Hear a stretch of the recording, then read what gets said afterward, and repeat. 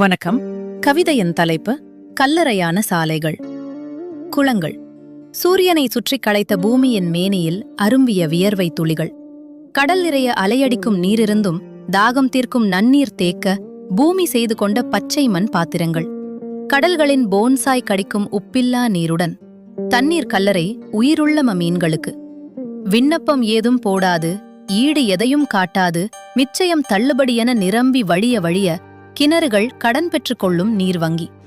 ஒற்றைக்காலில் நிற்க பூநாரைகளுக்கு கற்றுத்தரும் ஆசான். மீன்களின் உயிர் வாங்க தவமிருக்கும் கொக்குகளின் தவச்சாலை.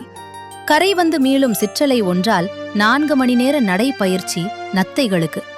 வண்ணத்துப் பூச்சிகள் வானில் பறக்க நீரில் நீந்தும் நிழல்களுடன் விளையாடும் மீன்கள்.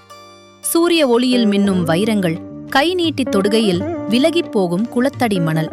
அன்று கரையில் நின்று மீன்களின் நடனம் காண்டையில் வானின் நட்சத்திரங்களை எண்ணுகையில் மலரின் மொட்டு விரியும் சத்தம் கூட காதில் விழுந்தது இசையாய். இன்று அக்குளங்கள் நிரப்ப மண்ணள்ளும் வாகனச் சத்தம் அணுவை பிளக்கும் சத்தமாய் நம் நெஞ்சை பிளக்க. கொட்டப்படும் மண் குளம் மூட மட்டுமல்ல, நம் வாழ்வையும் தான். 8 வழிச்சாலை 7-8 குளங்கள் வழியாக. கருப்பு தார் குழைத்து கட்டப்படும் நீளமான கல்லறை.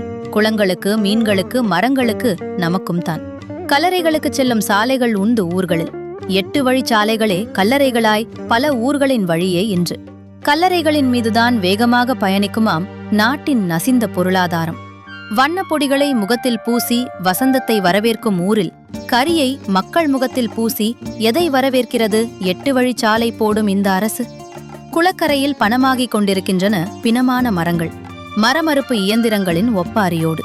குளங்கள் 100 மூட ஒரு நாளில் மண் நிரப்பலாம். குளக்கரையில் பிணமான ஒரு மடத்தில் உயிர் நிரப்ப யாரால் முடியும்? ஆக்கம் ஆதிச் சக்திவேல். மிக்க நன்றி.